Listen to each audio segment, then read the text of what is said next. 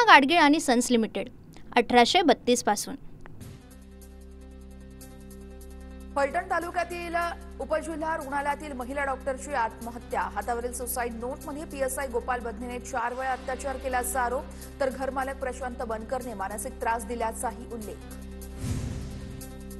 फलटणमधल्या महिला डॉक्टर आत्महत्येची मुख्यमंत्र्यांकडून दखल, आदेशानंतर सुसाईड नोटमधील पीएसआयचं तात्काळ निलंबन। एफआयआर दाखल करण्यासाठी 4 ते 5 तास लावले, राजकीय दबाव असण्याची शक्यता आहे। पीएच्या फोनवरून खासदार बोलायचे, रिपोर्टही बदलायला सांगायचे। महिला डॉक्टर आत्महत्या प्रकरणामध्ये भावाचे गंभीर आरोप। आरोग्य विभागात भ्रष्टाचार त्रास होत असल्याची डॉक्टर महिलेची नातेवाईकांकडे तक्रार, नातेवाईकांचा आरोप, तर आरोपींना फाशीची शिक्षा देण्याचीही मागणी। आम्हाला या प्रकरणी काहीच माहिती नाहीये, मुलाला विनाकारण बदनाम केलं जाते। 6 दिवसांपासून तो घरी होता, रात्री 8 वाजता ड्युटीसाठी रेल्वेने तो फलटणला गेला। गोपाल बधनेच्या आई वडिलांची प्रतिक्रिया। राज्य महिला आयोगाकडून फलटणमधील महिला डॉक्टरच्या आत्महत्या प्रकरणाची दखल, संबंधितांवरती कठोर कारवाई करण्याच्या सूचना। फलटणमधील घटना पूर्ण सातारा जिल्ह्याला बदनाम करणारी आहे, तपासानंतर सर्व काही समोर येईल। महिला डॉक्टर आत्महत्या प्रकरणावरून रामराजे नाईक निंबाळकर यांची प्रतिक्रिया। सद्रक्षणाय खलनिग्रहणाय या वाक्याप्रमाणे पोलिसांनी काम केलं पाहिजे, पण सज्जनांना त्रास देण्याची प्रवृत्ती महाराष्ट्रातील पोलिसांमध्ये आढळून येते। काँग्रेस प्रदेश अध्यक्ष हर्षवर्धन सपकाळ यांची टीका। वेळीच दखल घेतली असती तर महिलेनं आत्महत्या केली नसती। डॉक्टर महिला आत्महत्येप्रकरणी तृप्ती देसाईंची आक्रमक प्रतिक्रिया। लाडक्या बहिणींना फक्त योजनेचा हप्ता नको, तर सुरक्षाही द्या, देसाईंची मागणी। डॉक्टर महिलेला आत्महत्या करण्याची वेळ काय येते? रक्षक अधिकारी भक्षक होत असतील तर दाद कुणाकडे मागायची? प्रकरणाची एसआयटी चौकशी झाली पाहिजे, सुषमा अंधारेंचा हल्लाबोल। उपमुख्यमंत्री अजित पवार आज नांदेड दौऱ्यावरती। शिरीष गोरठेकर आणि कैलाश गोरठेकर यांचा अजित पवार यांच्या उपस्थितीमध्ये आज पक्षप्रवेश होणार, तर पवारांच्या राष्ट्रवादीला नांदेडमध्ये खिंडार। नंदुरबारच्या नवापूर पालिकेसाठी अजित पवारांच्या राष्ट्रवादीकडून नगराध्यक्ष पदाचा उमेदवार जाहीर। राष्ट्रवादीकडून जयवंत जाधव नगराध्यक्ष पदासाठी त्यांची उमेदवारी जाहीर। उपमुख्यमंत्री एकनाथ शिंदे उद्या यवतमाळ दौऱ्यावर जाणार। यवतमाळमध्ये शिवसंकल्प जिल्हा पदाधिकारी प्रशिक्षण शिबिराचं आयोजन। शिबिरात उपमुख्यमंत्री शिंदे पदाधिकाऱ्यांना मार्गदर्शन करतील। ज्याच्यामुळे ओबीसींचं दिवाळं निघालं त्याला शुभेच्छा देणार नाही, जरांगेंना दिवाळीच्या शुभेच्छा देण्यावरून प्रकाश शेंडगेंची टीका। जीआरमुळे महिला पोलिसाच्या आरक्षणावरती डल्ला मारला, सरकारच्या जीआरवरून शेंडगेंची जरांगेंवर टीका। भीमसैनिकांमुळेच मी आमदार प्रकाश सुर्वेंचं वक्तव्य। देख लेना आंखों से आएंगे हम लाखों से, एकनाथ शिंदे यांनी मला चांगला फंड दिला, त्यामुळे चांगली वास्तू बांधू शकलो, सुर्वेंची प्रतिक्रिया। 20व्या शतकातील भारत गांधीजींच्या नावानं ओळखला जायचा, आता 21व्या शतकातील भारत मोदीजींच्या नावानं ओळखला जाईल। मोदीज मिशन पुस्तक प्रदर्शनावेळेस फडणवीसांचं विधान। मत्स्य व्यवसायाला कृषी दर्जा दिल्यानं मच्छीमारांनाही वीज सवलत दिली जाणार। मत्स्य संवर्धक आणि मत्स्य व्यावसायिकांना सवलत लागू, फडणवीस सरकारचा मोठा निर्णय। राजाराम बापू सहकारी साखर कारखान्याचं नाव बदलल्याला सोबत मी आहे सत्तेचा वापर करून जयंत पाटील यांनी कारखाना स्वतःच्या घशात घातला। पडळकर यांची जयंत पाटलांवर टीका। कारखाना परत द्यावा, सभासदांची मागणी असल्याचीही पडळकर यांची माहिती। 2 नोव्हेंबरला अंतरवालीमध्ये शेतकऱ्यांच्या प्रश्नासाठी बैठक। शेतकरी संघटनेचे नेते तज्ज्ञ अभ्यासकांसोबत बैठक घेणार। शेतकऱ्यांच्या हक्कासाठी ऐतिहासिक लढाई असणार, जरांगे पाटलांची प्रतिक्रिया। राज्यांनी गोहत्या बंदी केली पाहिजे असं बाबासाहेबांनी लिहिलंय। संविधानाच्या मार्गदर्शन तत्वात हे लिहिण्यात आलेलं आहे। देवेंद्र फडणवीसांचं वक्तव्य, तर गोधन शेतीला जिवंत ठेवणार हे बाबासाहेबांना माहीत असल्याचं विधान। कल्याणमधील मोहने मारहाण प्रकरणामध्ये पोलिसांचा अजब प्रकार। 2 वर्षांच्या मुलीवरती पोलिसांकडून हत्येच्या प्रयत्नाचा गुन्हा। कल्याण न्यायालयामध्ये उत्तर देताना तपास अधिकाऱ्याची बोबडी वळली। मोहने राणा प्रकरणाला राजकीय वळण, दुसऱ्या गटाच्या तरुणासोबत फोटो दाखवत शिंदे सेनेच्या 2 पदाधिकाऱ्यांना मारहाण, मनसे पदाधिकाऱ्यांनी मारहाण केल्याचा आरोप। खडकपाडा पोलिसांकडून पुढील तपास सुरू। कल्याणच्या मोहने मारहाण प्रकरणी ग्रामस्थांची बैठक पार पडली। बैठकीमध्ये गावकऱ्यांवरती होणाऱ्या हल्ल्यांविरोधातील आंदोलनासंदर्भात चर्चा। बैठकीमुळे तणाव वाढण्याची शक्यता असल्यानं पोलिसांकडून बंदोबस्त तैनात।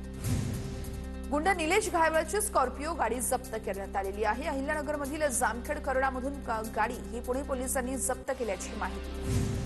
जळगावमध्ये गाण्यांच्या कार्यक्रमात तरुणांना नोटा उधळल्या। नोटा उधळणाऱ्या तरुणाच्या कमरेला बंदूक, नोटांची उधळण करणाऱ्या तरुणावरती गुन्हा दाखल। पोलीस मुख्यालयातील सभागृहात कार्यक्रमाचं आयोजन। सरकारी नोकरीसाठी निवड झालेल्या 51,000 उमेदवारांना नियुक्तीपत्र वितरण कार्यक्रम रोजगार मेळाव्याच्या माध्यमातून पंतप्रधान नरेंद्र मोदी यांच्या नेतृत्वात झाली होती निवड। पुण्यातल्या कार्यक्रमाला मुरलीधर मोहोळ यांचीही उपस्थिती। क्रीडा मंत्री माणिकराव कोकाटेंनी शिवाजीराव कर्डिले यांच्या कुटुंबियांची भेट घेतली। कर्डिले यांचे चिरंजीव अक्षय कर्डिले यांची कोकाटे यांच्याकडून विचारपूस। महादेवी हत्तीणीची आरोग्य तपासणी करण्याचे उच्चाधिकारी समितीचे आदेश। 31 ऑक्टोबरला वंतारा इथं होणार तपासणी। हत्तीणीला महाराष्ट्रात परत आणण्यासाठी आवश्यक सर्व परवानग्या 20 दिवसात घ्या, समितीच्या आदेशात नमूद। दिवाळीच्या सुट्ट्यानंतर बुलढाणा जिल्ह्यात संपूर्ण जिल्हा परिषद परिसरामध्ये शुकशुकाट, तर अधिकारी आणि कर्मचारी गैरहजर। ऑफिसमध्ये फक्त आरोग्य अधिकारीच उपस्थित असल्याचं समोर। बाळासाहेब देसाई साखर कारखान्याच्या गळीत हंगामाचा देसाईंच्या हस्ते शुभारंभ। अवकाळी पावसामुळे साखर उद्योग अडचणीत आल्याची मंत्री शंभूराज देसाईंची प्रतिक्रिया। निफाड तालुक्यातील कोटम गाव या ठिकाणी 2 एकरवरील द्राक्षबागेवर कुऱ्हाड। सततचा पाऊस आणि अतिवृष्टीमुळे द्राक्षबागेला फळधारणा झालीच नाहीये। पंचनाम्यासाठी तलाठी आणि कृषी अधिकारी आलेच नाहीयेत। अंगावर फटाके फेकल्याच्या वादातून 26 वर्षीय तरुणाची हत्या। बुलढाणा जिल्ह्यातील जळगाव जामोद शहरातील धक्कादायक घटना। या प्रकरणी 3 जणांविरोधात हत्येचा गुन्हा दाखल। नंदुरबारच्या शहादा ग्रामीण रुग्णालयामध्ये निष्काळजीपणामुळे रुग्णाचा मृत्यू। डॉक्टरांकडून उपचार होत नसल्यामुळे वृद्ध महिला रुग्णालयाच्या बाहेर पडून होती। या प्रकरणी दोषी डॉक्टरांवर कारवाई करण्याची मागणी। सिंधुदुर्गच्या तिलारीमध्ये आढळलेला मृतदेह श्रीनिवास रेड्डींचा असल्याचं समोर। श्रीनिवास रेड्डींची हत्या झाल्याचा संशय। या प्रकरणी कणकवली पोलिसांकडून पुढील तपास सुरू। संगीत दिग्दर्शक सचिन सांघवी यांना अटक। तरुणीला लग्नाचा आमिष दाखवून लैंगिक अत्याचार केल्याचा आरोप। कोर्टाकडून सचिन सांघवी यांना जामीन मंजूर। अमरावतीमध्ये हिट अँड रनच्या घटनेतील आरोपीला अटक। घटनेच्या 48 तासानंतर राजपेठ पोलिसांकडून आरोपीला अटक। रोहित नंदागवळी असं अटकेत असलेल्या आरोपीचं नाव। तर दस्तूरनगर मार्गावरती रोहितने 2 तरुणींना उडवलं होतं। अपघातात दोन्ही तरुणी गंभीर जखमी। पनवेल उपजिल्हा रुग्णालयामध्ये मृतदेहांची अदलाबदल झाल्याचा प्रकार। या प्रकरणामुळे दोन्ही कुटुंबांमध्ये वाद, परिसरात तणावाचं वातावरण। एका कुटुंबानं मृतदेहावरती अंत्यसंस्कार। भिवंडी शहरातील दिवाण शहाद दर्गा परिसरात 1+1 धोकादायक इमारत कोसळली। इमारत अति धोकादायक असल्यानं पालिकेनं इमारत आधीच रिकामी केल्याची माहिती। ऐन दिवाळीमध्ये राज्यभर पाऊस कोसळणार। दक्षिण महाराष्ट्र, मराठवाडा आणि कोकण किनारपट्टी भागात पाऊस होण्याची शक्यता। पुढील 3 दिवस हवामान बदलणार असल्याचा अंदाज।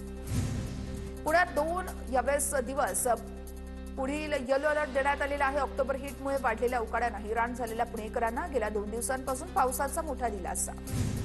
मुंबईसह ठाणे, पालघरमध्ये रविवारपर्यंत मेघगर्जनेसह पावसाचा तास। मुंबईत गेल्या काही दिवसांपासून तापमानात मोठी वाढ। पुणे शहर आणि परिसरात काही ठिकाणी पावसाच्या सरी। 26 ऑक्टोबरपर्यंत पावसाची शक्यता, हवामान खात्याचा अंदाज। नाशिकच्या मनमाड, बागलाण परिसरात जोरदार पाऊस। 2 दिवसांच्या विश्रांतीनंतर वादळी वाऱ्यासह पाऊस।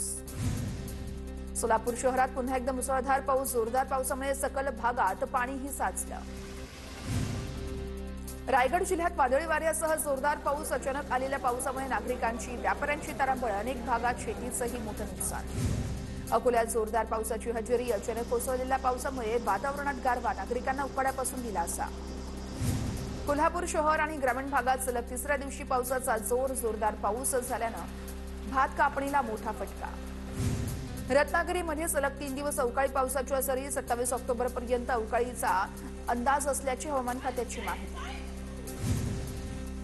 पूना गाडगीळ आणि सन्स लिमिटेड 1832 पासून।